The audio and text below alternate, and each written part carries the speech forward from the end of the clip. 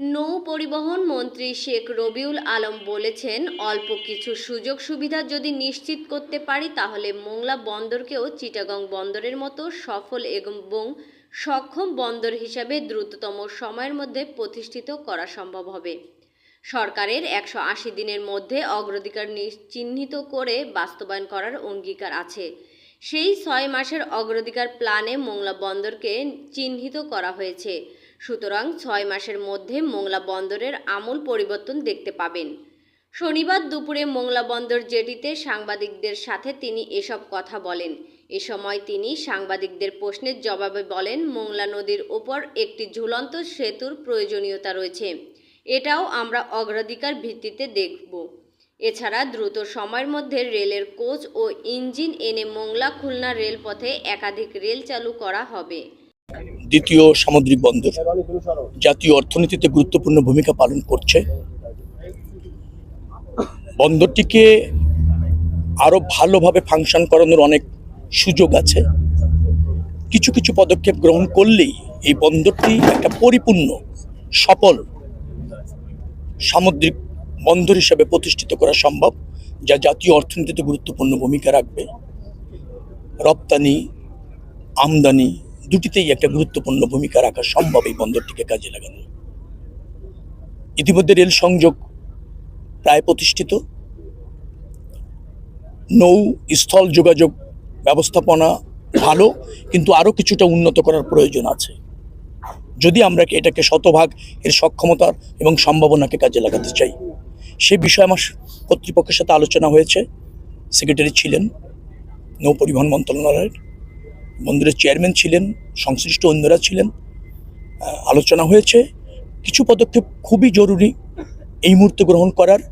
সেটি আমি ঢাকায় ফিরে চেষ্টা করব দ্রুততম সময়ের মধ্যে নেওয়ার।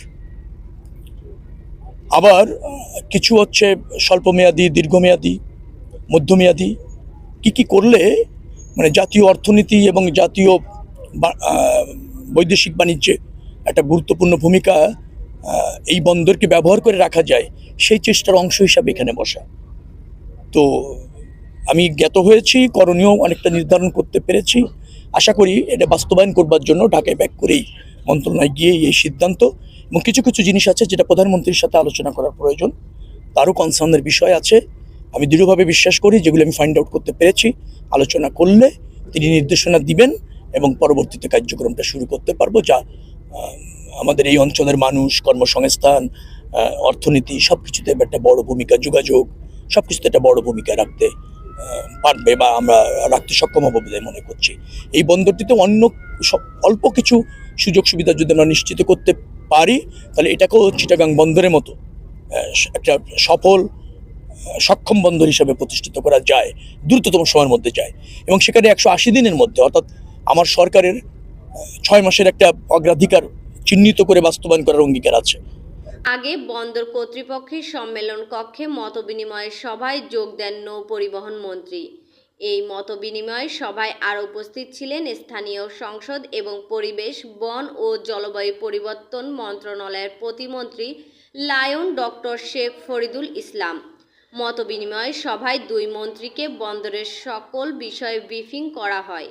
এই অনুষ্ঠানে আরও উপস্থিত ছিলেন নৌ পরিবহন মন্ত্রণালয়ের সচিব ডক্টর নুরনাহার চৌধুরী ও মোংলা বন্দর কর্তৃপক্ষের chairman rear admiral Shahin Rahman, সদস্য হারবার ও মেরিন কমডোর মোহাম্মদ শফিকুল ইসলাম সরকার, সদস্য অর্থ ও পরিচালক প্রশাসন আবেদ হোসেন, সদস্য প্রকৌশল ও উন্নয়ন ডক্টর আনিসুর রহমান, পরিচালক বোর্ড কালাচাঁদ সিংহ।